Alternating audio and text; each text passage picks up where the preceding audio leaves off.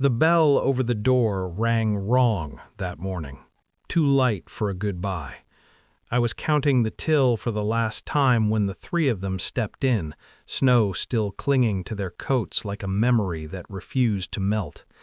The lawyer stayed near the door. The other two looked at me like they knew my name before I said it. That's when I understood the shape of the day. It wasn't a closing, it was a reckoning. I built this place after my first divorce, brick by brick, grease under the nails, a life measured in coffee refills and sunrise. The diner saved me because it asked nothing except work. Then I met Ruth. She laughed like a window breaking open. She learned my routines faster than the regulars. She learned my blind spots even faster. Back then, love felt like a truce. We promised each other peace. In '92, the blizzard came sideways. White swallowed the highway. A station wagon fishtailed into the lot at dusk. A man, a woman, a little girl wrapped in a red scarf. I let them sleep in a booth because the roads were dead and the heat was on, and it felt right. I fed them stew. I took nothing. The man tried to pay me with a ring. I told him to keep it. He pressed a folded receipt into my palm anyway, his name written careful on the back. I forgot the receipt. I didn't forget the night. Ruth arrived years later, when the place was profitable enough to be tempting. She said she loved how steady I was. She said she loved the diner like it was a child. We married under the hum of the walk-in freezer. I put her name on the accounts. I let her handle the books. I told myself trust was efficient. Betrayal never announces itself, it whispers. Inventory off by a hair. A supplier paid twice. Ruth taking calls in the freezer with the door closed. The town gossip didn't reach me until the evidence did. Bank statements rerouted, a lien I didn't authorize, my signature practiced until it looked like mine. The moment that broke it was small. A post-it on her desk. Meeting moved. Lawyer present. Her handwriting. Not for me. I didn't yell. I didn't confront. I finished my shift. I washed the griddle. Control isn't silence. It's patience sharpened to a point. I hired my own lawyer. Quiet. Met him after hours. We mapped the damage like surgeons. Ruth had been bleeding the diner to buy the building across the street, planning to outweight me, force a sale, take the block. She'd been telling people I was tired, sick, ready to cash out. So I stopped the bleed, froze accounts, pulled deeds, dug through boxes in the office I hadn't opened since the '90s.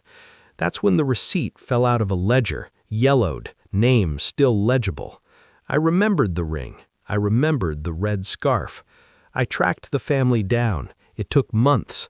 The little girl was grown. The man had died. The woman remembered the stew, the heat, the booth by the window.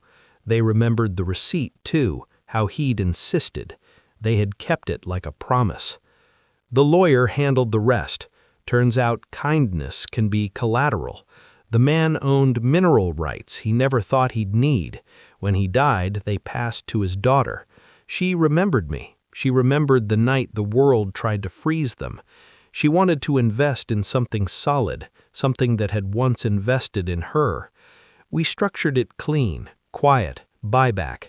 I refinanced through them, cut Ruth out at the knees.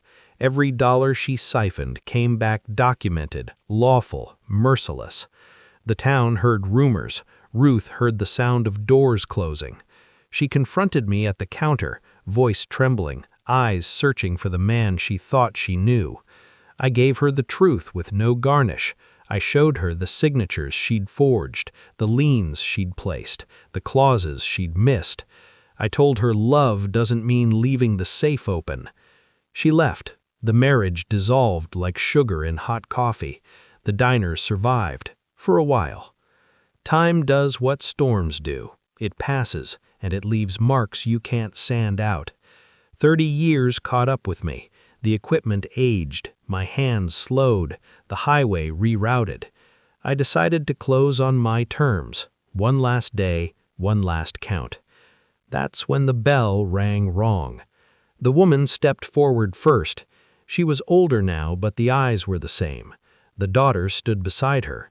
The third was a man about my age, quiet, steady. The lawyer cleared his throat.